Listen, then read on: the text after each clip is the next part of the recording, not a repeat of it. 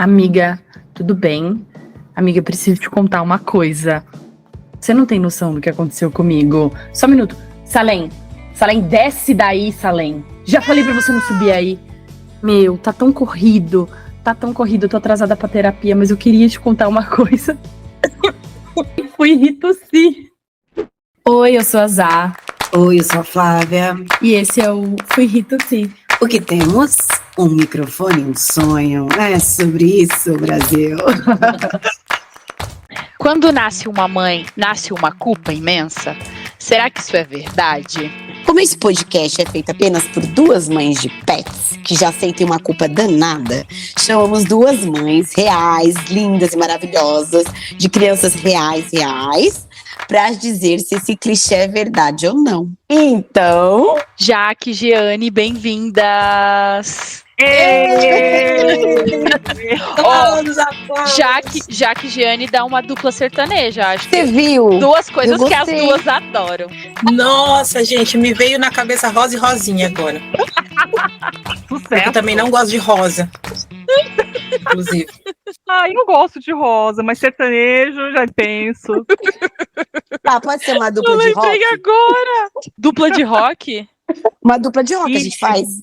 Fazemos qualquer negócio, né? Pagando bem. É isso que eu ia perguntar. É monetizado? Você vê o desespero da mãe, né? Monetiza. Né? Monetiza. Não, aí eu pensei o seguinte, Jeane e Jaque, porque o inverno tá chegando e as calças curtas das crianças, né? Ai, nem me fale. Pular brejo aqui já dominou o guarda-roupa. Vai ter moda. Difícil.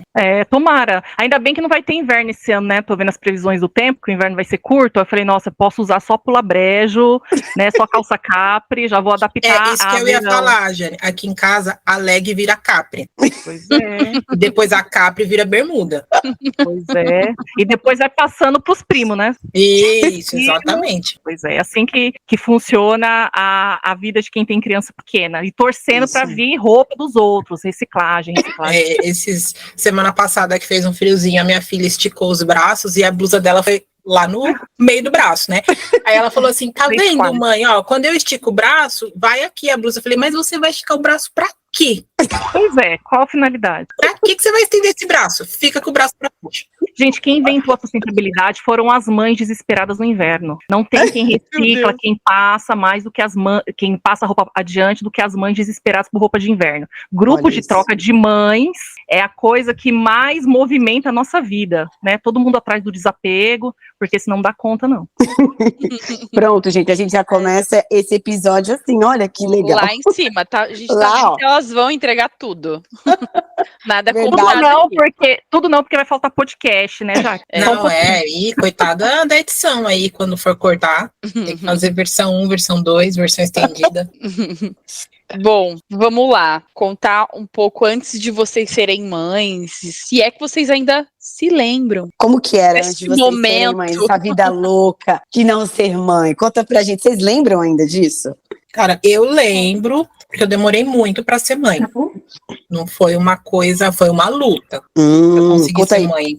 Conta pra gente, porque ninguém fala sobre isso, todo mundo acha que ser mãe é assim, ó. Ai, nada. Acho que vou ser mãe agora, pronto. Mas, aí eu ia falar um palavrão aqui. Mas não, imagina, eu me casei muito nova, me casei com 18 anos. E eu fui ser mãe com 27. Olha. Então foi uma luta aí mesmo, sabe? Eu tava num momento assim, de que quando você quer comprar um carro, e aí você anda na rua, você só vê aquele carro, né? Tipo, todo mundo só tem o carro que você quer comprar. E quando eu decidi que eu queria ser mãe, eu via um neném a cada esquina. E eu falei, cara, não é possível, já tem, sei lá, 8 anos que eu não tenho, né? Nada, e eu nunca me dei bem com contraceptivo, então não usava. Aí, quando eu fui correr atrás, saber por que estava demorando tanto, eu descobri alguns problemas de saúde, né? E aí quando eu fiz alguns acompanhamentos, porque como boa escorpiana, eu não aceito a primeira opinião. Eu fui em 3 médicos diferentes, os 3 me falaram a mesma coisa, que eu não ia ser mãe. Aí eu larguei de mão, falei, cara, não é pra mim, não quero mais. Nessa época, minha irmã engravidou, eu falei, nossa, vou ter alguém pra deixar minhas dívidas. E aí eu desencanei de ser mãe. Quando eu desencanei, comecei a torrar o dinheiro que eu tinha guardado, apareceu o pequeno caos na minha vida. Olha isso, aquele caos bem-vindo. Foi muito bem-vindo, graças a Deus, mas foi um susto, tanto para mim quanto para minha esposa, porque a gente já tinha realmente desencanado, a gente não ia ter, não ia acontecer, e a gente já estava adotando sobrinhos como filhos. Sim. Eu tinha vários brinquedos em casa para os meus sobrinhos, tudo que eu via de menina era para minha sobrinha. Quando eu ia para os meninos, eu comprava, deixava em casa, sobrinhos do meu marido visitavam a gente. Então a gente era um casal muito assim, casal mesmo, mentalidade de casal. E aí quando a gente desencanou mesmo, ela veio. Olha, então eu vou só, antes da Jenny falar aqui, eu vou falar um pouquinho disso, porque assim, eu acho super importante.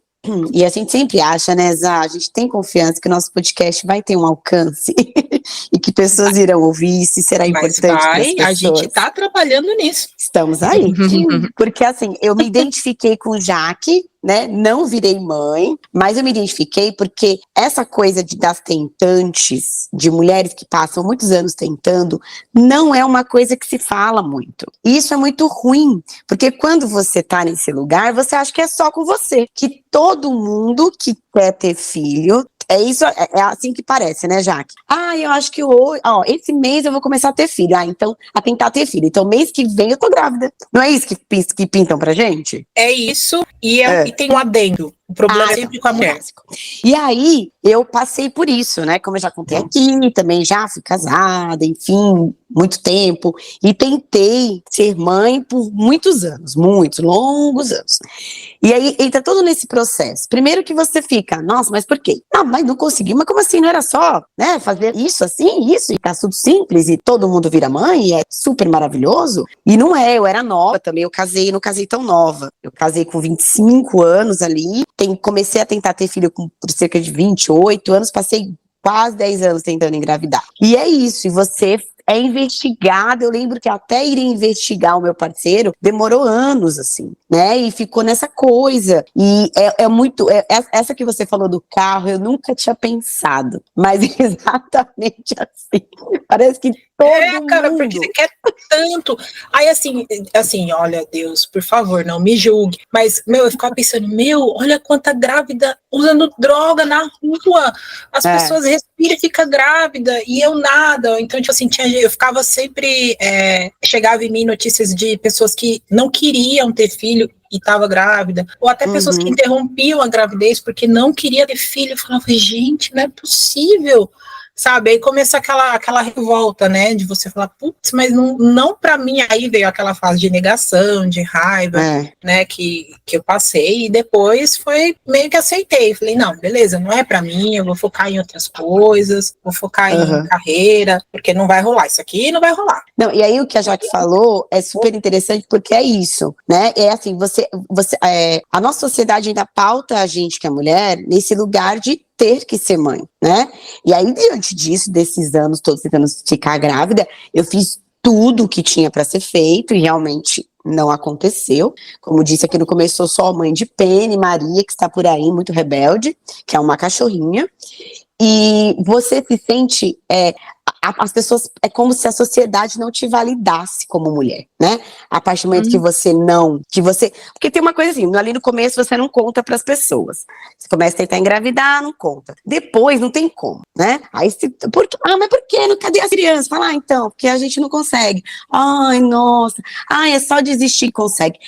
Gente, não é assim. Não. Existe uma quantidade imensa.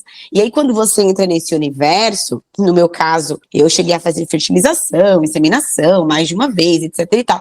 Gente, eu ia naqueles hospitais, naquelas clínicas, pegar a medicação e fazer exame. Eu falava, meu Deus do céu, quanta mulher aqui. Eu nunca imaginei que esse tanto de mulher tinha questões para ter filho. E aí você começa a ver uma outra realidade. Então eu acho que hoje, eu sinto assim que a gente está um pouco melhor nisso, mas ainda existe uma cobrança, é como se você não fosse totalmente mulher, né? E é muito difícil. A sociedade, ela ferra tanto, mas tanto com a nossa cabeça, e eu luto muito com a minha filha, né, para tentar gravar na mente dela coisas opostas, que a sociedade não te valida como mulher, porque só você é responsável pela reprodução, quando não é verdade, e ela também não valida a sua família quando você é casado e não tem filho. É isso mesmo. É tipo assim, você não é visto como família, porque você não tem filho, então a qualquer momento vai acontecer uma separação. Tudo bem, não tem filho, né? É muito mais fácil. Não é. Isso mesmo. Assim, ter uma vida envolvida não quer dizer que você vai ser mais esposa, ou você vai ter mais direitos, ou seu marido tem que se doar mais para você ou não, porque você tem um filho, sabe? Eu acho que tem um buraco mais embaixo ainda. Mas é isso mesmo. E então é isso, né? Para ninguém chorar. Vamos lá, Jeane. Senão daqui a pouco a gente vai começar a levantar umas bandeiras aqui. Fala aí, bom, se eu me lembro como que era não ser mãe. De Maria. É difícil. Embora eu só seja mãe há 7 anos, é tão intenso e tão maluco e descontrolado que às vezes é difícil você se lembrar como você era sem ela. Eu, pelo menos, morro de saudade, né, de muitas coisas, mas não me vejo, né? Parece que é algo que não existe muitas vezes, né? Isso é uma coisa interessante, assim. Porque existe a vida, mas parece que agora ela parece que é mais completa, sabe? Tem um sentido diferente. É uma coisa difícil de você até mesmo explicar, entender, porque depois que a gente tem um filho, que você escolhe ter um filho, né, e você exerce a maternagem por escolha, é difícil você conseguir, muitas vezes, sair desse papel e se enxergar fora desse papel de mãe, né, eu acho que eu ainda estou nesse processo, né, de conseguir me dividir muitas vezes. E aí eu estava ouvindo a Jaque falar, né, eu já fui mãe, eu me casei com 27 anos, né, casei com 27 anos, você falou que foi com 27, né, que você engravidou? Isso, foi com 27. Então, eu casei com 27, eu engravidei com 31, e eu tive a Maria com 32, né, com 32 anos, e na verdade, assim, eu nunca tive eu pensava em ser mãe, como eu acho que a maioria das mulheres pensa, né, porque a gente é educada para isso, enfim, a gente serve para isso, serve, pessoal, entre todas as aspas, né, a gente cresce achando que essa é a principal fim, muitas vezes, né, ser mãe. É a função, né, você tá aqui, então você vai crescer, você vai casar, você vai ter filho, porque tem que procriar aí, pessoal.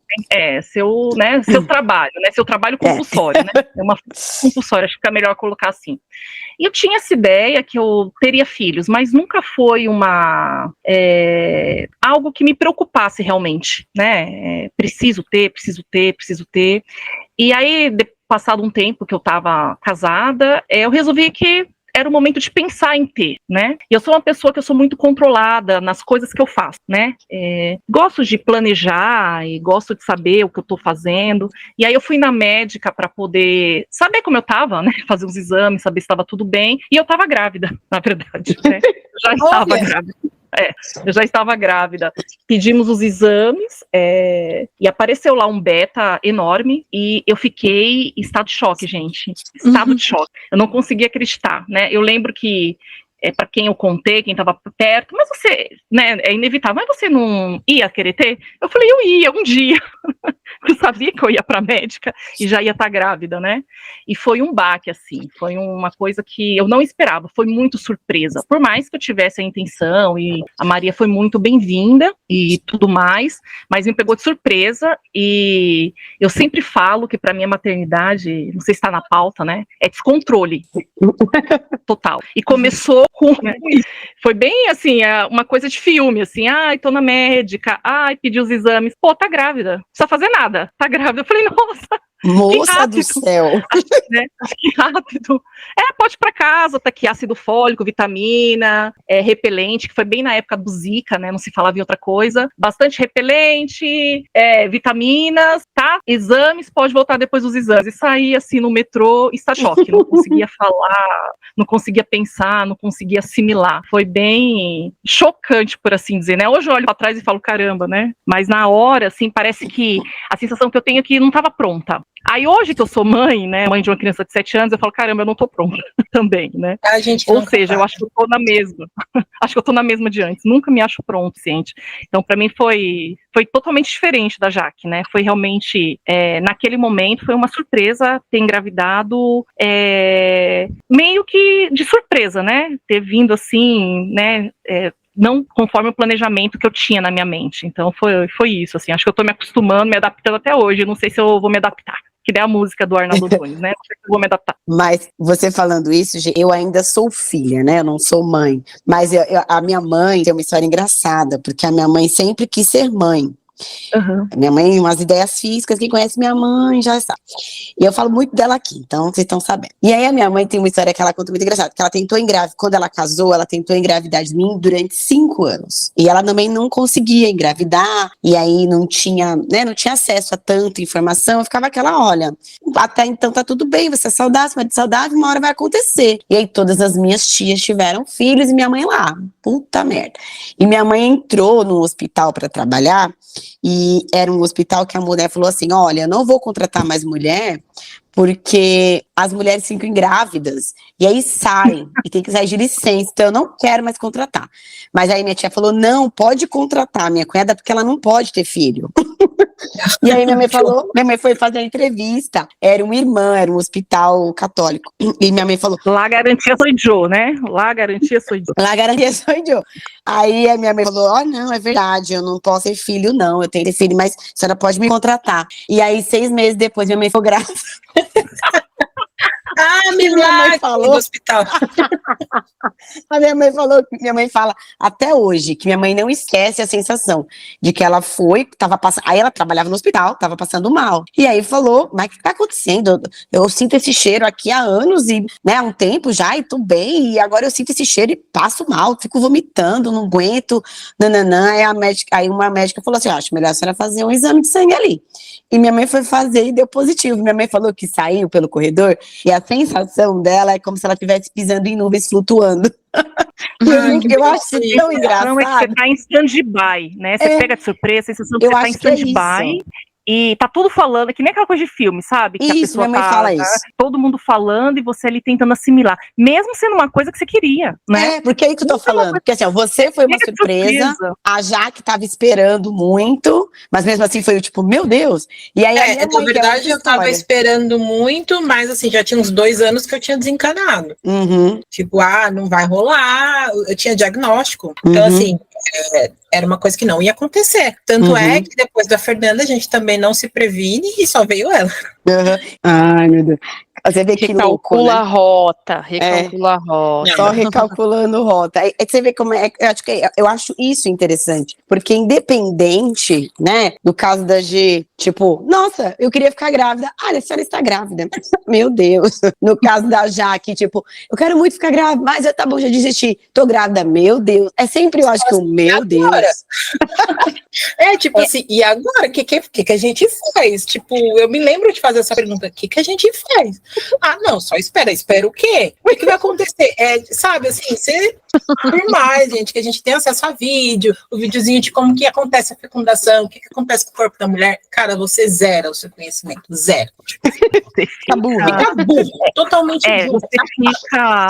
Você fica aquele, sem saber o que fazer, porque eu fiz essa pergunta pra médica, eu falei, mas como que eu fiquei grávida? Porque eu era muito controlada em tudo, né? Tá vendo? E ela fez aquela cara, né?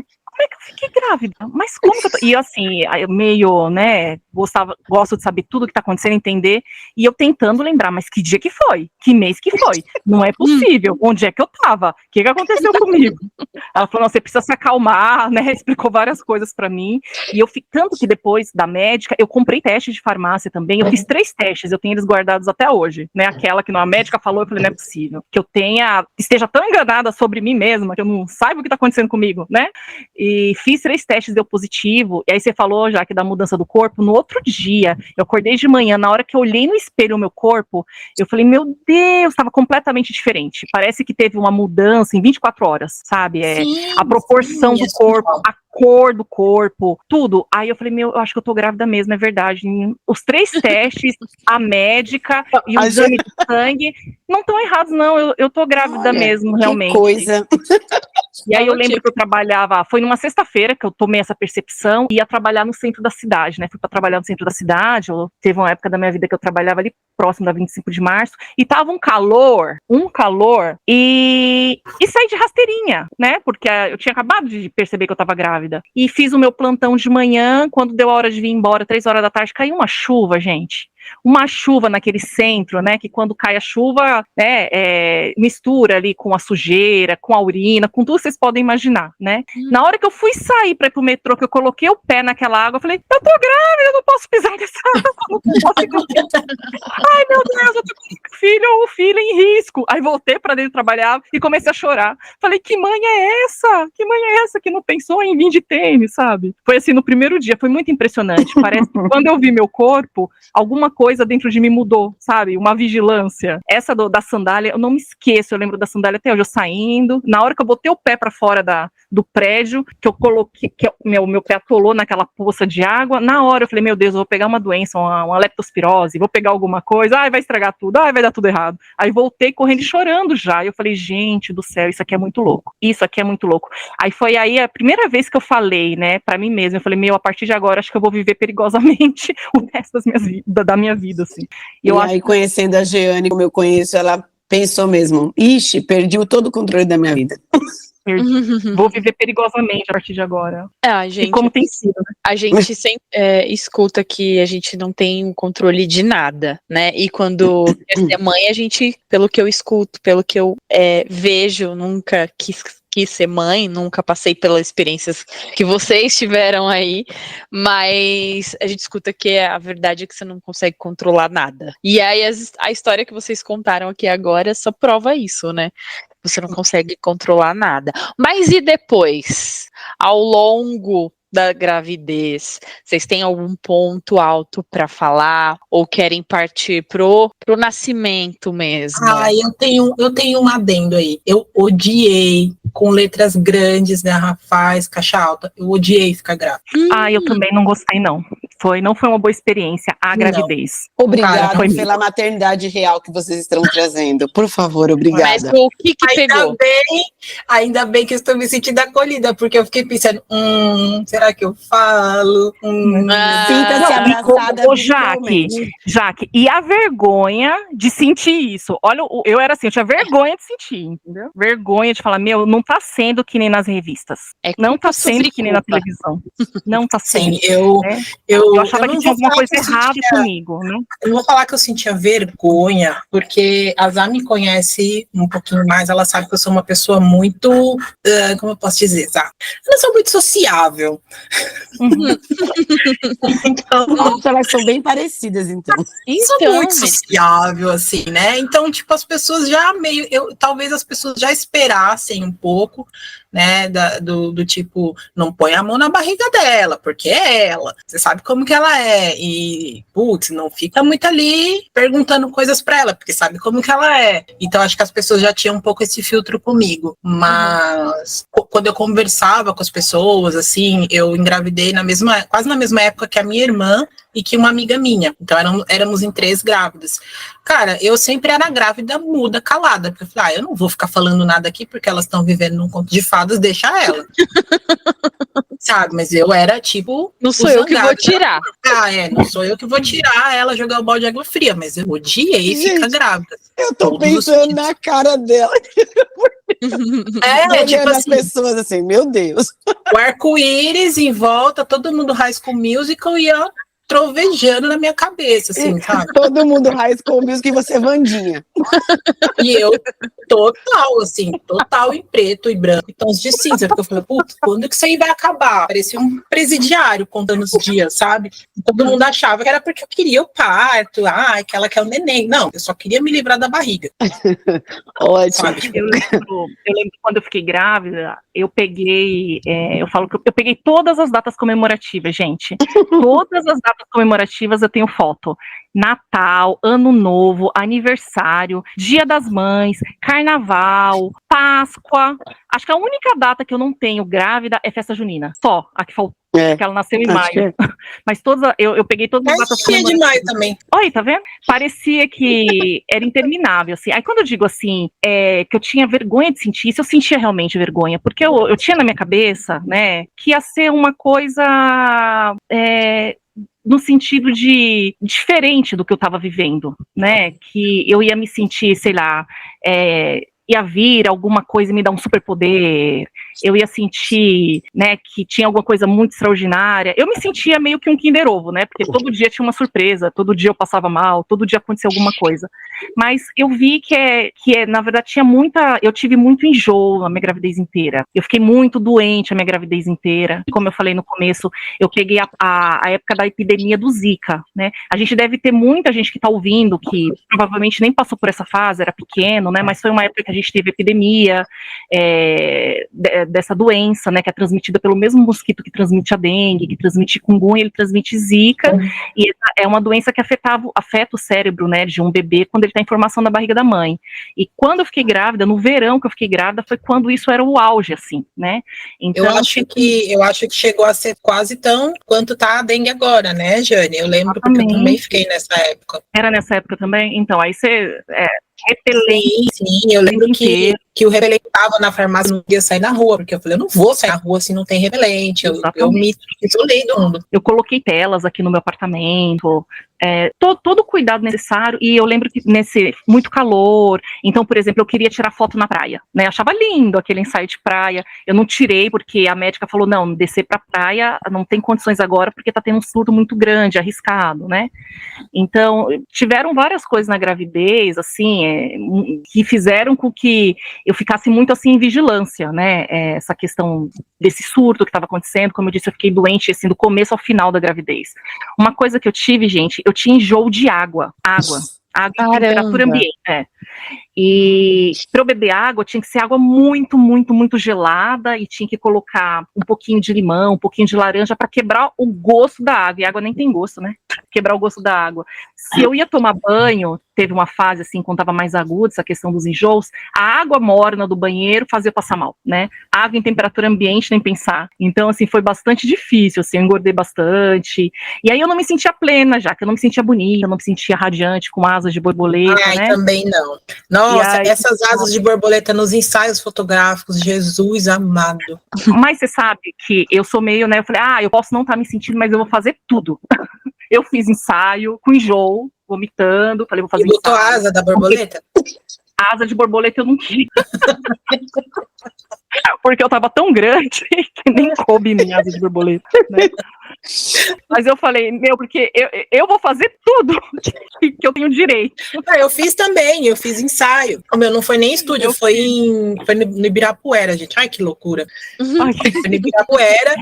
E eu não sei o que me deu na cabeça que aliás, eu sei. E tinha um colega que era fotógrafo, e aí ele falou assim, Jaque, vamos fazer um ensaio no Ibirapuera, porque daí você tá fazendo arquitetura, né? Tava estudando ainda. Você tá fazendo arquitetura, lá tem muito monumento, a gente faz uma coisa mais temática, vai ficar super a sua cara. Um puta de um calor, eu enorme de inchada, enorme. Fui pro Ibirapuera, um calor infernal. Aí ele ficava assim, olha, agora tem um toco aqui, você senta no toco e põe a mão na barriga. Todas as minhas fotos com cara de bosta. Todas as minhas fotos. Eu fiquei me agiando. Não, importante são as memórias. Vamos criar memórias. Vamos criar memória, vamos mostrar depois. Mas é um calor, não é? Todas as fotos estão. Tá horrível. Aquele calor que você sente.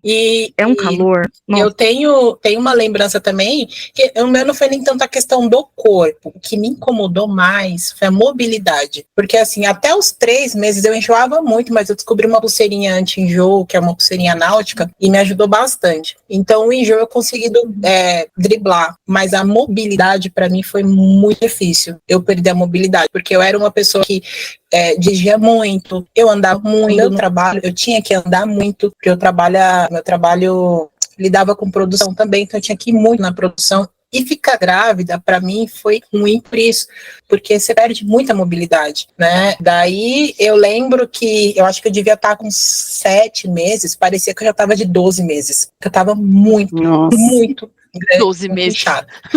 E aí, eu tava com 7 meses, começou a me dar aquela fase de querer comer, né? Aquela fome. Aí, eram umas 3 horas da manhã, Fernando e eu fomos atrás de um lanche, que eu falei, putz, tem que ser um lanche do Burger King. Fui atrás do lanche do Burger King.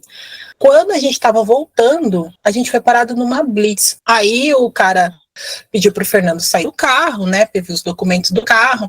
E ele é não vou falar alto, mas ele é uma porta, assim, sabe? Tipo, ele é muito desligado, muito desligado. Tipo, o Fernando tem a cabecinha nas nuvens.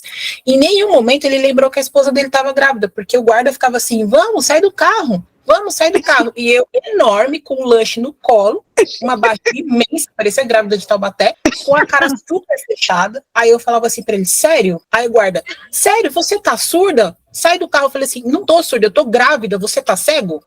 Meu Deus. Aí ele olhou assim pra minha barriga e ele falou, me desculpa, senhora, eu não vi. Eu falei assim, nossa, como é que você não viu isso aqui?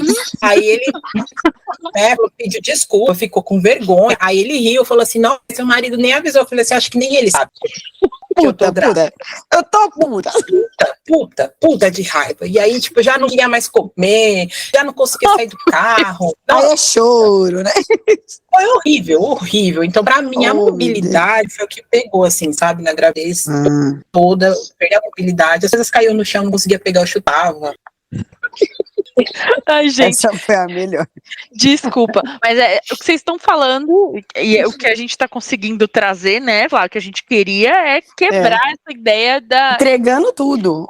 De romantizar a gravidez. E não quer dizer que vocês não queriam, vocês não amam a filha de vocês. Ai, minha filha Vocês é minha vida, eu falo isso pra ela todo dia. Exatamente. O As processo pessoas precisam, complicado. as pessoas precisam separar as coisas, né? O caminho que me levou até esse ponto não foi agradável. Tem toda a liberdade de falar, né? De frisar isso aqui. Não, e também eu acho importante falar isso, que vamos supor, é isso que elas estão falando, mas cadê aquela gravidez bonita, né? Cadê a moça da capa de revista que só tem uma barriga empinada e tá toda maravilhosa e tá fazendo... A gravidez e aí, coisa, né? porque, gente, era o que a gente tinha, Ipanema, né? A gente tá falando hoje, mas graças a Deus, eu lembro que quando, eu sou amiga da Jane há muitos anos, então eu lembro quando a gente tava grávida, a gente sempre foi muito junto, assim. E aí eu lembro que foi na época que ela descobriu aquela Hell Mother. Era esse, G? Que é aquela... Hell Mother, né? E aí... da Ellen. Da Ellen. Eu acho que ela foi uma das primeiras... Siga a gente, Hell Mother! Siga a gente! E aí eu lembro que foi uma das primeiras pessoas que eu ouvi falar. E foi bem quando a G tava passando por tudo. Acho que quando a G tinha ganhado, assim, ela tava bombando, né, G? Falando de maternidade e tal. E eu falava, gente, é isso, né, coitada. E eu aí, mais uma vez, que a única ideia de maternidade que eu tenho é a da minha mãe. E eu lembro que eu lembro da minha mãe grávida da minha irmã. A gente tem uma diferença grande de idade, então eu tenho muita memória da gravidez da minha mãe. E minha mãe chorava muito, porque minha mãe também tinha muito enjoo. E minha mãe ficava sentada assim numa cadeira de balanço, chupando limão e chorando. E minha mãe é bem dramática, gente, eu sou bem a minha mãe. E minha mãe falava assim, quando que isso vai acabar, meu Deus? Eu não aguento mais. Por que tem que sofrer tanto? Não, e eu lembro cada data comemorativa que vinha, eu falava, nossa. E aí eu lembro da minha mãe, gente, nas consultas, minha mãe tinha que colocar aquela meia Kendall. Vocês usaram meia Kendall? Eu precisei usar. Ai, meu Deus, como eu sou filha. Porque eu lembro, é aquela meia de compressão, Zá, pra não estourar muita variz e tal. E a minha mãe, assim, eu lembro assim, a consulta era meio-dia, 7 da manhã a gente amanhecia, minha mãe colocava as pernas pra cima, na cama, ficava assim uma meia hora, e eu massageando a perna da minha mãe, e aí ela falava, vamos, e aí nós duas começava a puxar aquela meia de compressão, minha mãe com aquele barrigão enorme, eu que ajudava, minha mãe chorando. E eu falava, então acho que eu nunca tive uma ideia assim romântica, sabia, de maternidade, porque eu via a maternidade da minha mãe, depois de adulta, via da G e acompanhei de outras amigas, e eu acho que ela sempre se sentiu à vontade, acho que pra mim contar as coisas assim, mas olha, Ai, não. Isso eu também. Eu acompanhei muita prima grávida, muita amiga grávida. Eu vi meus primos nascerem, assim. Então, eu também nunca cresci com a ideia de romantização de gravidez, não. Mas sei que o que a gente vê na mídia aí é aquela grávida que você só vê de frente. Porque se ela tiver de costas, você nem reconhece que ela tá grávida. E ela falando que tá tudo bem, que nunca foi tão feliz, que ela nunca dormiu tão bem, que ela nunca comeu tão bem, não é assim? Que o cabelo tá maravilhoso, que a pele tá maravilhosa. Pra lá, rapaz. Contamos aqui da maternidade. Gente, isso aqui não é um podcast para você desistir de ser mãe, tá? Isso aqui é só dizendo, olha, é tudo isso, mas é uma delícia. As meninas estão aí, ó, que delícia. Mas aí, Por favor, não vamos como eu disse, porque a gente precisa da previdência. Eu preciso me aposentar. Por favor, gente, vamos procriar aí. Vamos ter criança. Como eu disse, eu não imagino, não me imagino mais sem ser mãe, na verdade. Eu sei que ela vai sair de casa, vai ter a vida dela em breve, né, 8 anos, logo vai ter a vida dela, vai sair de casa, vai viver a vida dela, mas eu vou continuar sendo mãe dela, né, é difícil imaginar sem ser mãe, na verdade, né, então não desanimem quem tiver com vontade, e quem tiver em dúvida, pense. Pense bem. Eu acho que é isso, né? Faça o que tiver no coração, o que realmente vai te fazer feliz como mulher, como pessoa. Nunca pelos outros, nunca por um parceiro, pela sociedade, por alguém que fale alguma coisa. Faça sempre por você, é o que eu acho, né? Eu tenho ouvido uma coisa muito interessante, e assim, não sei porquê, mas essas coisas da vida, né? E aí, muita gente fala pra mim, muitas pessoas mesmo, gente, tá uma coisa louca. Toda vez que eu vou falar assim de filho, eu falo, mas é que filho é da mãe, né? Filho é da mãe, né? Eu falo, então aquela máxima, filho da mãe? É, o filho é da mãe. Eu acho que é bem isso. E aí, aí fomos, né? Já vimos que a gestação das nossas queridas amigas aí foi muito legal, muito romântica. Florida. E aí tá, ganharam. Nem vou perguntar muito sobre ali os primeiros dias, mas vocês podem falar um pouquinho. Mas eu acho que é aquela coisa, né? Eita, e agora? Tem um bebê aqui. Mas e aí, como que a vida funciona depois que você tem uma criança? Funciona ou não funciona? Não funciona. Não funciona até hoje muito bem. Vai indo, né? Vai funcionar com um manual de instruções, assim, não funciona, não. Funciona no gato, sabe? Fazendo gato, vai funcionando no gato. Eu lembro que quando eu cheguei em casa com a Fernandinha, o pessoal falava assim, Jaque, não se preocupa, porque quando nasce um bebê, nasce uma mãe. Mentira. Mentira, não nasce uma mãe. Porque eu lembro que eu coloquei ela para dormir no Moisés, né, no carrinho, para ficar mais perto de mim, facilitar a amamentação e tal. E aí eu coloquei ela do lado da minha cabeceira, exatamente do lado. Eu estava dormindo, acho que a 15 centímetros. Ela chorou, esgoelou, sei lá, minha sogra disse que foi umas 2 horas que ela esgoelou de fome, e eu não ouvi. Meu Deus! A minha sogra teve que sair do outro quarto que ela estava, porque eu passei os primeiros 4 dias na casa da minha sogra. Ela teve que sair do outro quarto, que não é perto, para ir até a minha filha e dar de mamar para minha filha. Então, quem amamentou minha filha primeiro foi a minha sogra, não foi nem eu, porque eu não ouvi a minha filha chorar. Então, assim, mentira. Não nasci junto com a minha filha, não. Eu nasci depois. Demorou um pouquinho. Demorou. O download foi lento. O download foi lento pra... Brasil, né? Internet do Brasil. Demorou. E você, Gê, como foi? É uma pessoa que, na verdade, você não conhece ainda, né? Você tá conhecendo naquele momento que ela sai da sua barriga. Né, tanto que eu olhei para a cara da Maria Fernanda, mais conhecida como Fefa, né? Olhei para a cara dela e falei, era você que ficava me chutando o tempo inteiro e soluçando. Ela soluçava muito na minha barriga. Era eu lavar o cabelo, ela começava a soluçar e eu sentia. E aí... Engraçado. E aí você olha pra ela e aí você tem que conhecer, né? Porque a sensação que às vezes a gente tem, ideal na nossa cabeça, é que você já vai saber tudo que é pra fazer. Mas aí ela tá parada lá na sua frente e tipo, você não sabe nada daquela pessoa ainda. Você tá conhecendo aquela pessoa. E aí você vai ter que no dia a dia ir descobrindo o que ela gosta, o que acalma, o que acalanta, o que não gosta. Só que ela não tem esse tempo, né? O tempo do bebê é muito mais rápido que o nosso, é imediato, né? Tem aquela questão da urgente, né? sobrevivência, é urgente, é pra ontem, né? Bebê é sobrevivência, é emoção. E eu, pelo menos, eu demorei pra me adaptar, né? E eu dei mamar no peito da Maria, dei o peito pra ela, né? E o que eu acho, uma das coisas que eu falo, gente, a maternidade para mim foi uma aprendizagem em todos os sentidos, né? Na minha profissão, pouco antes de eu ter a Maria, né? Fazia pouco tempo que eu tinha mudado de trabalho. E no meu trabalho anterior, eu trabalhava num posto de saúde.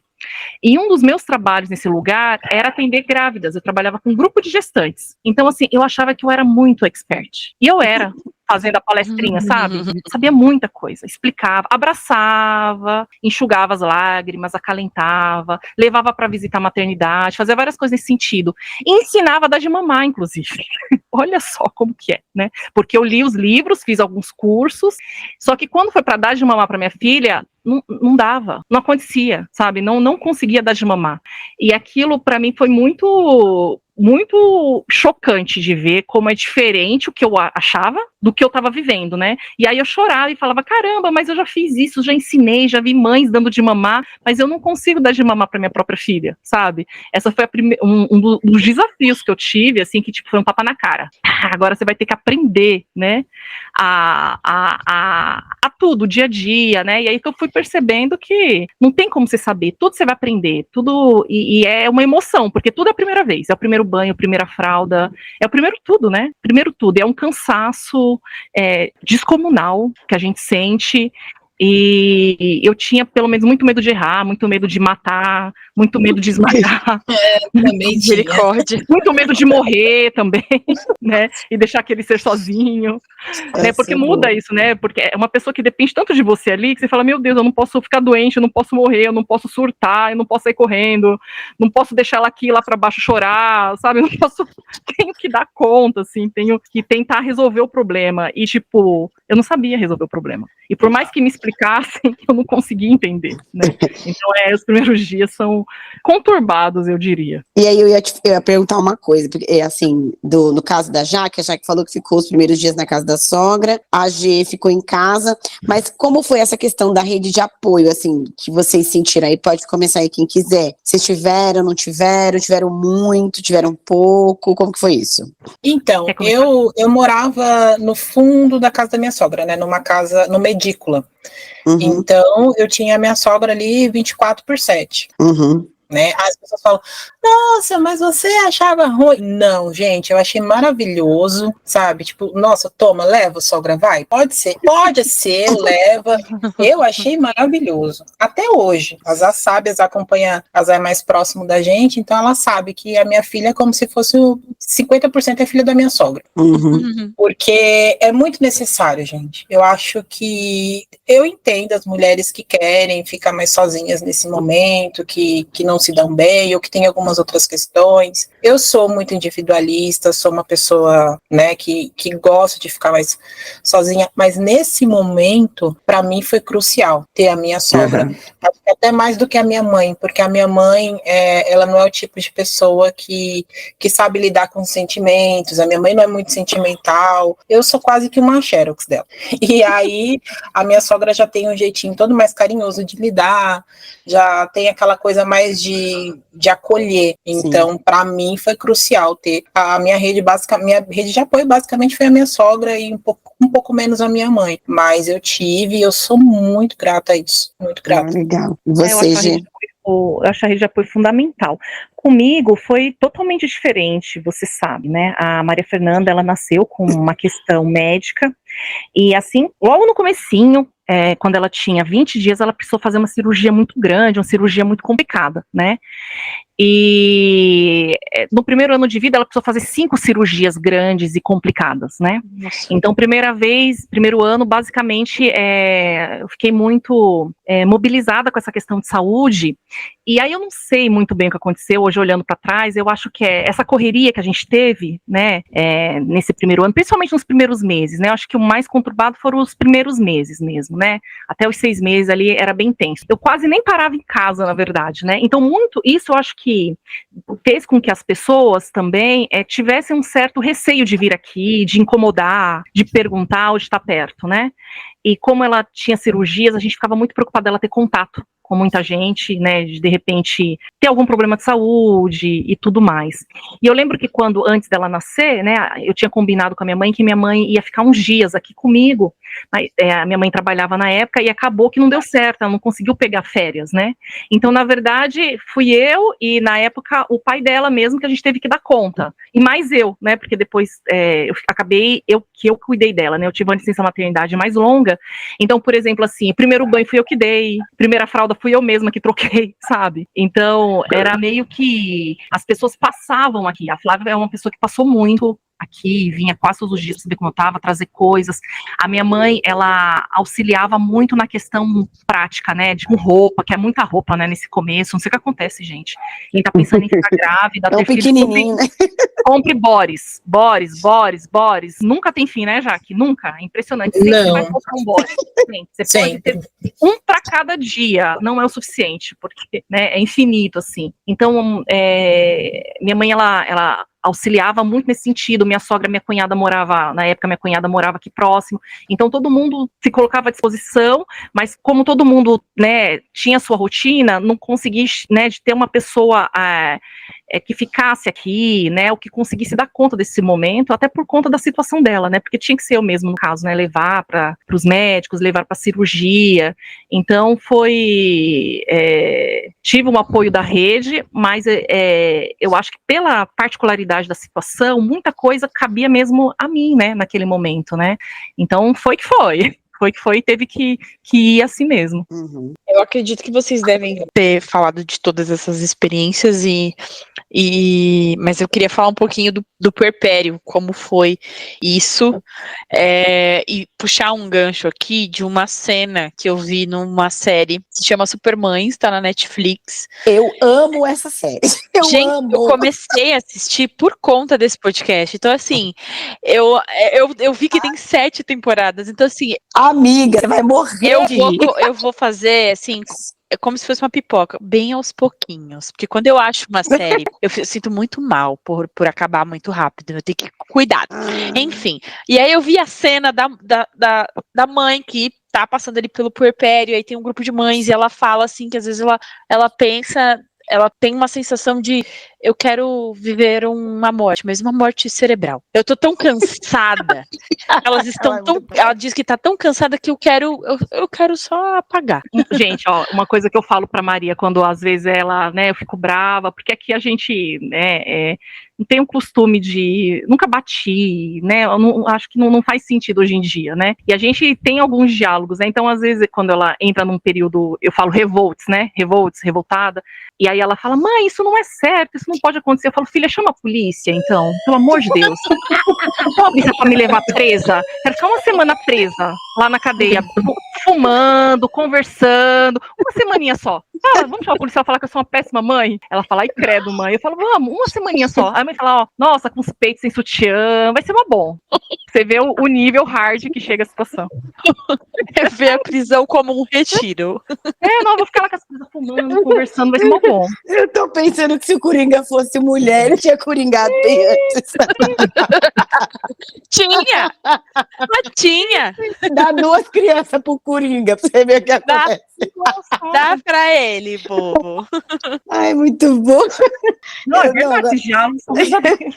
Eu tenho que citar minha mãe. Minha mãe gritava assim, a gente falava, mãe, ela falava, meu nome é Francisca. Isso Há também. quanto tempo eu não escuto o meu nome? A judiação. Eu sou Jeane, eu não sou mãe. Eu nunca vou esquecer disso. Eu olhava e falava, nossa, ela deve estar mal. Ela falava... Nossa, ela deve estar mal, é ótimo. Não, era muito bom. Ela falava, por que vocês não param? Vocês não se resolvem. Meu nome é Francisca. Por que? Mãe, eu não tenho nome. Coitada dessa mãe. Perdão por ter nascido. Amanhã vai chegar a Flor e problema bom, seu. na casa da mãe da Flor. Eu não queria, ela queria eu. Aí eu queria perguntar outra coisa que eu acho que pra mim, vamos lá, né? Eu sou geminiana, já que já entendeu, Giane é minha amiga há 25 anos, me conhece por isso, que é uma coisa chamada vida social. Algo que eu amo. A liberdade de sair, de voltar, de chegar, de não sei o quê. Gente, quando tem filho, como que é isso, pelo amor de Deus?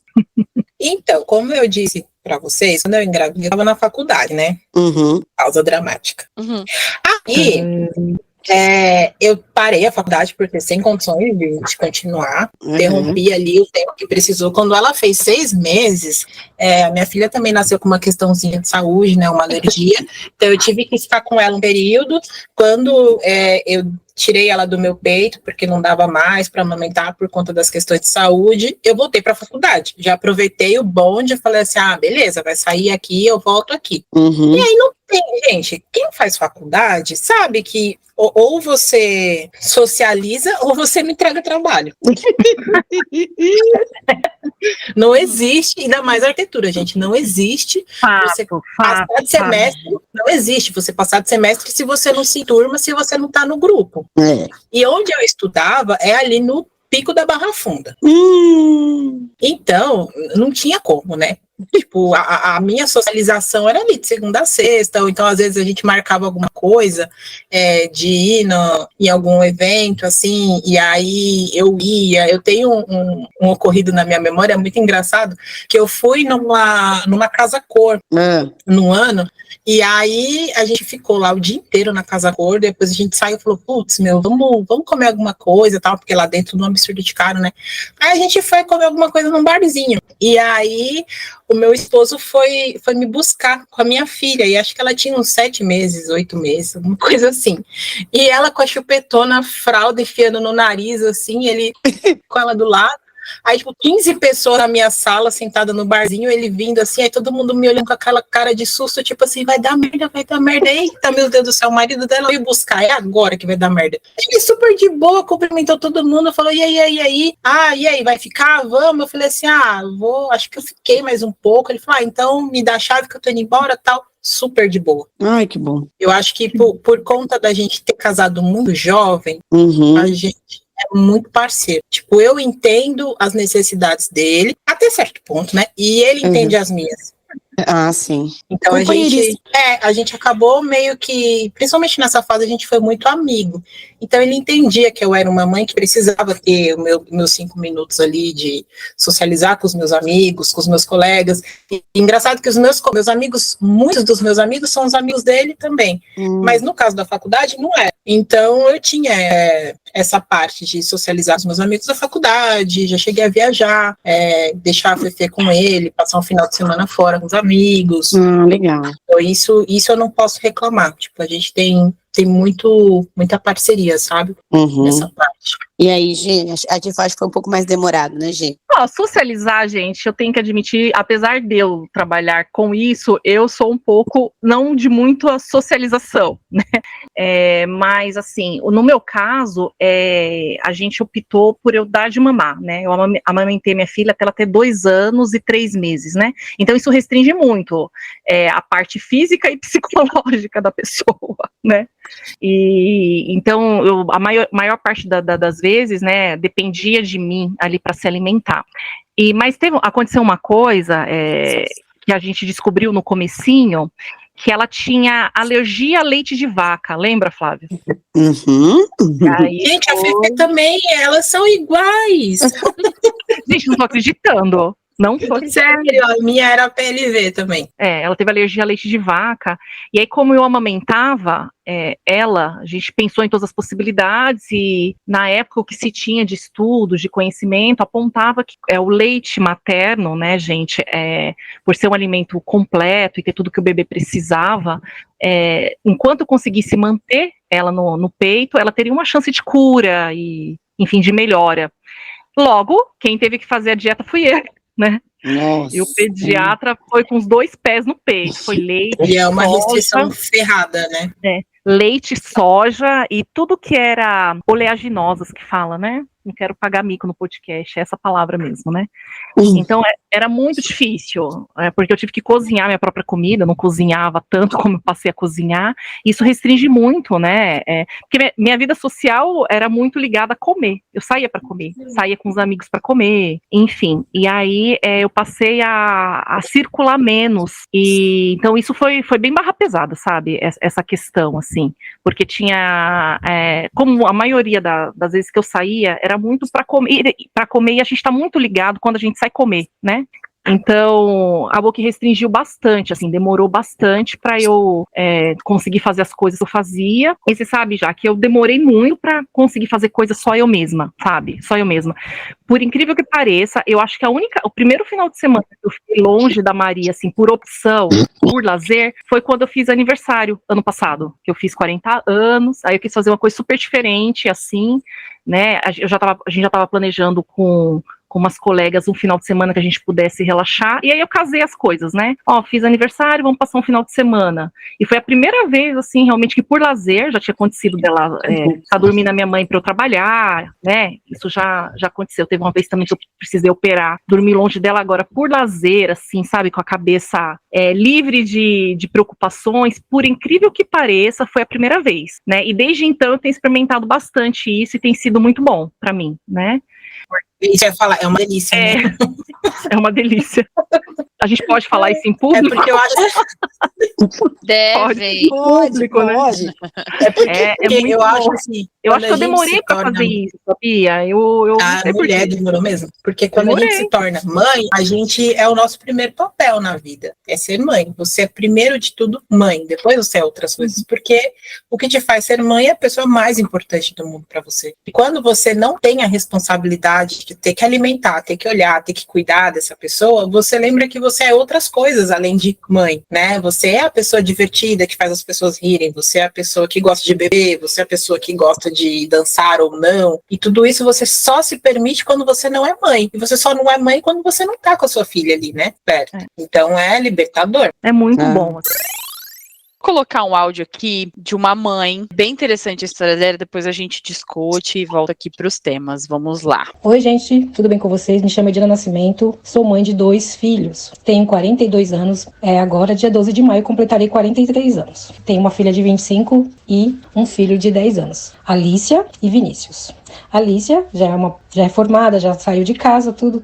E o Vinícius, ele é autista. Meu filho maravilhoso que tá comigo, que é uma luta constante, né? Mas então, vou começar a falar as dificuldades que eu tive, assim que eu fiquei grávida da Alícia, por exemplo. Eu era bem jovem, né? Não entendia de nada, tinha 17 anos e já tive infecção de urina, já foi uma luta, né? Ok. Ela nasceu, eu tinha muito leite, não sabia que tinha que tirar, não tinha informação nenhuma. E eu tive mastite por 2 vezes. Meu peito ficou duro, fiquei com febre, parecia que eu ia morrer. Era leite demais e foi bem difícil. Ok, a Alícia parou de mamar com 3 anos.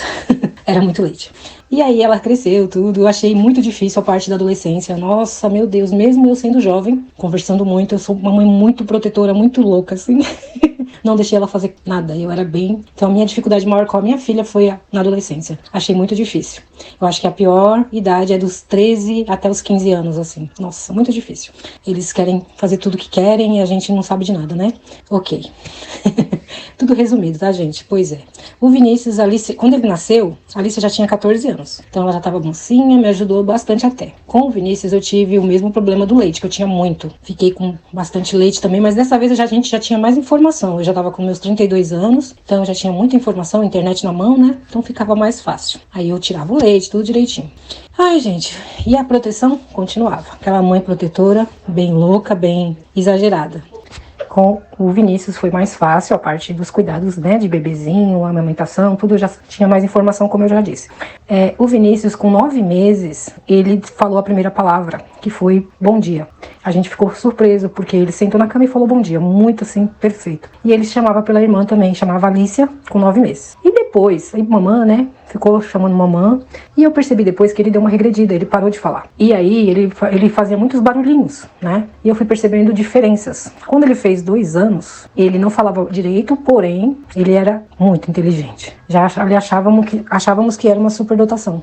Vinícius já sabia o alfabeto inteiro, tudo, todas as letras, cores e números, tudo em inglês. Na verdade, ele falava muitas palavrinhas em inglês e eu não entendia. E eu já comecei a perceber algo diferente ali. Ele era meio agitadinho.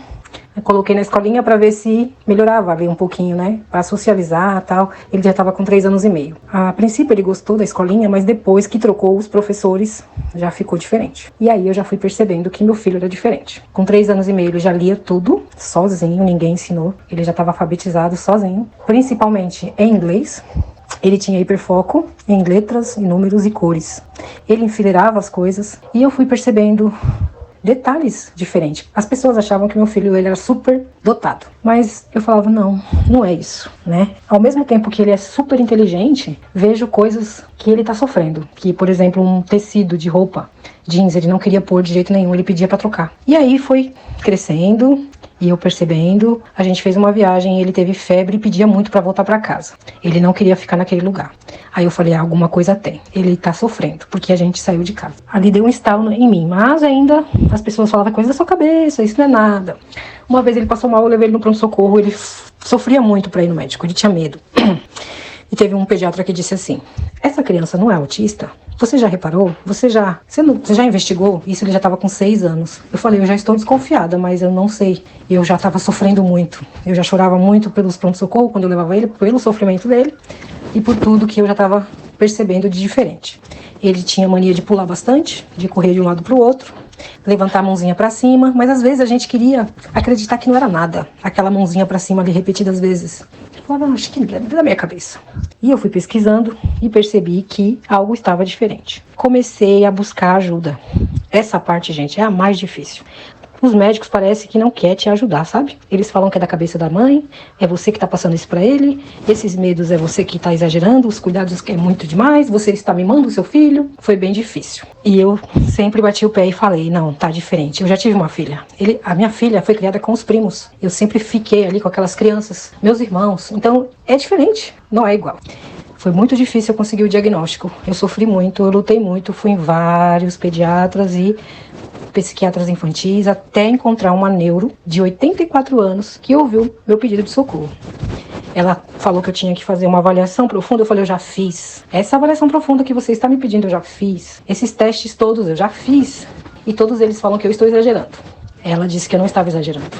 Ela falou, ele é autista. É fraco, mas é. Então, a minha intuição nunca esteve errada. Hoje o Vinícius está com 10 anos, super inteligente. É um designer, né? Gosta de mexer com vídeos. Fala fluentemente o inglês. O hiperfoco dele hoje mudou. Tá mais no inglês. É o amor da minha vida. Ele é super sensível. Um menino que tem os medos.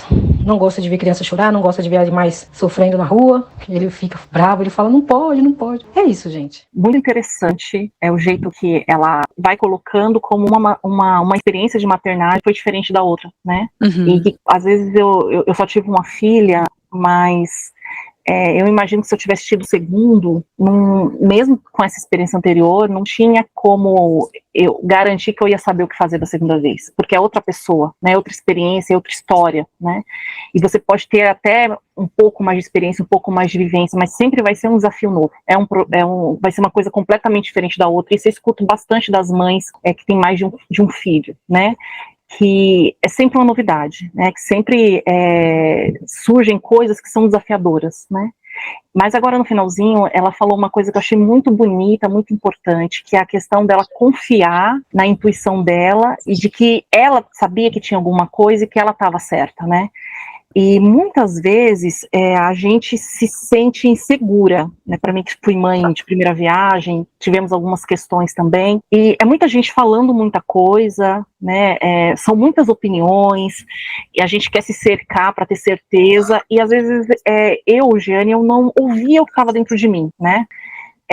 Não conseguia ouvir ela falou intuição, né, então eu acho que essa palavra fica boa pro momento, não conseguia ouvir e dar importância para aquilo que eu estava sentindo, para minha intuição também, e porque é isso, todo mundo falando muita coisa, né, mas eu acho que é importante também, além de ter se cercar de profissionais, de rede, não se isolar, a gente também dá importância pro que a gente sente também, né, pro que a gente sabe, né, dentro de nós, que faz sentido para nós, e confiar nisso também, não desconsiderar, não calar isso dentro da gente, porque muitas vezes, eu falava, não, eu não sei mesmo não, né, e muitas vezes eu estava certa, era aquilo que eu achava, né, e dava certo, a maioria das vezes deu certo, né, então fez muito sentido para mim, isso que ela falou, e eu percebo como sempre cobram da gente, né, exigem da gente um saber, que a gente é construído, mas muitas vezes a gente não tem voz, né, e isso acontece muito com médicos, né, A gente tem um médico muito que está com a gente desde o começo, e ele considera muito o que eu falo, né, a minha opinião. E ele foi um dos médicos que primeiro falou isso pra mim. Ele falou: você é a mãe dela, né? Tem muita coisa que você sabe que só você vai saber e eu preciso que você me diga, né? E é verdade, isso faz muito sentido, porque quem conhece mais a pessoa do que a gente que tá ali todo dia com ela, né? Então eu achei isso muito bonito, eu acho que fica para todas nós essa experiência, né? Então, a Ediana, ela conta, né, ela contou aí, mas não deixou o arroba, eu vou deixar aqui. No Instagram, ela contou aí, né, que ela ajudou muitas mães com essa experiência, porque ainda pouco se fala, né, de identificar o autismo, que o autismo é mais fácil de você identificar num grau mais alto, e o grau do filho dela era bem leve. E ela falou que já ajudou mais de 20 mães, contando toda a história dela lá no Instagram. Então, o arroba dela é ediana.nascimento.9. Vamos marcar ela no post também para vocês seguirem a Ediana. Imaginando que a minha filha pode ouvir esse podcast daqui a uns 10 anos, quero deixar bem claro que, filha, eu te amo, eu falo pra ela, e ela sabe disso, né? A Maria me ensinou muitas coisas, mas uma delas que ela está me ensinando todo dia é não perder tempo de demonstrar o que eu sinto, né? Então, sempre que eu posso e que a gente tá junta, eu sempre falo para ela isso, o quanto eu a amo, né, o quanto ela é importante para mim e quanto eu gosto de ser mãe, né. Hoje mesmo eu estava conversando com ela, estava me trocando para ir trabalhar, que elas adoram, né, ver a gente se trocar, se arrumar, elas acham barato. E aí eu falei assim: filha, adivinha o que a mamãe mais gosta de fazer? E eu nem lembro o que eu ia responder. Eu ia falar alguma coisa em relação a comer alguma coisa. Ela falou: você gosta de ser mãe. Você sempre fala isso. Você gosta mais de ser mãe, né? Ai, que linda. Foi bonito quando ela falou isso, né? Aí eu falei: nossa, eu gosto de ser mãe mesmo. Eu sou várias coisas, né? Eu sou um profissional, sou uma mulher, sou uma amiga, sou uma filha, inclusive, né? Sou uma cidadã, mas eu também sou mãe, e esse trabalho, esse papel é uma coisa que eu gosto muito de fazer. E eu gostaria que ela soubesse que, apesar, né, das dificuldades que eu enfrentei, eu sou muito feliz e sou grata por ela também ter me escolhido para ser mãe dela. Porque eu devo muito mais a ela do que ela deve a mim, com certeza. Ai, que lindo, gente. Que fofinho. E aí, já que você para sua Fernanda. E a Fefe, a gente tem uma música, eu tenho muito isso, né? Conexão com música. E aí, inevitavelmente, as coisas que vão acontecendo na minha vida eu vou associando a canções. E assim que eu tive a Fefe, eu passei a associar ela com uma música do Rolling Stones que chama She's Like a Rainbow. E ela canta essa música, a gente canta essa música quando toca é uma música que não toca muito no rádio, né? Mas quando tá no carro, coloca essa música para tocar, ela fala: mamãe, é a nossa música. Aí eu falo: não, é a sua música. Porque na letra da música, ele fala, tem uma estrofe que ele fala que ela colore, né? Ela é como um arco-íris, ela colore o ar, ela colore todo lugar. Então é isso que a Fefe é para mim, apesar de eu ter tido essa experiência, né, meio esquisita da gravidez. No começo lá do podcast, né, vocês perguntaram como era antes de ter, e a minha vida era em preto e branco. Era uma vida que existia, mas era uma vida em preto e branco. Depois da Fefe, a Fefe foi o meu arco-íris, ela que trouxe cor para minha vida, que deu sentido e que dá sentido à minha vida, né? Tudo que a gente faz, tudo que eu penso, sempre envolve ela, até nas coisas individuais que eu faço, pensando em ser um exemplo de mulher para ela, né? Se às vezes até me dói falar assim: não, eu não quero ficar com você hoje, eu quero ter o meu momento, mas é porque eu quero que lá na frente ela, como mulher, entenda que ela tem que ter o momento dela, que ela tem sim que dividir a maternidade com alguém, que a maternidade, a não ser que seja que ela queira ser uma mãe solo, mas se ela tem alguém para dividir, ela tem sim que dividir, que a carga nunca é dela. Então, por ela. É isso. Também queria dizer, se eu pudesse escolher, né, se tivesse essa opção de escolher um filho, eu escolheria ela 1000 vezes. Se eu entrasse na fila, eu escolheria ela do jeito que ela é 1000 vezes, né, porque eu acho que para mim ela é a filha que tinha que ser a minha filha mesmo, né? E que ela nunca duvidasse disso, porque eu escolheria exatamente, gente, a mesma experiência, né? Mesmo com a gravidez, né? Tudo que a gente já conversou, né? Com tudo que a gente passou, eu escolheria exatamente igual, né? Porque é ótimo ser mãe dela. É engraçado, né? Que a gente, eu não sei se a Jane tem isso também, mas a gente já conhece aqui em casa, a gente é meio piadista, perde o amigo, mas não perde piada. E aí a gente brinca com ela, né? Às vezes tem crianças perto, a gente fala assim, eu acho que eu vou trocar você naquela dali, hein? Eu acho que eu vou fazer uma troca. Mas no fundo, a gente sempre, no fundo e depois, né? Fala para ela, lógico, que é perfeito, o encaixe é perfeito, sabe? Ela é a criança perfeita e eu acho que cada mãe tem isso, né? A gente viu aí o exemplo de uma super mãe que tem um filho especialzíssimo e ele é perfeito para ela, assim como a Fefa é da Jane, a Fefa é para mim. Então é isso. Ai, Flávia, vamos ali comprar uma criança? Eu já tentei, não deu certo. Olha, vocês monetizam. Então é isso. Nesse mês das mães, nós trouxemos aqui primeiro essas mães sensacionais. Muito obrigado, Jaque. Muito obrigado, Giane, essa dupla que não é sertaneja. Obrigada, Jaque. Eu que agradeço vocês, sempre muito bom. Muitas risadas, eu já me sinto íntima da Flávia. E foi um prazerzaço descobrir tantas coincidências com a Giane. Pois é, você vê só. Igualmente, foi um prazer. Obrigada pelo convite. Espero ter estado à altura do podcast. E foi muito bom. Super. Ai, vamos ver, né? Vamos ver.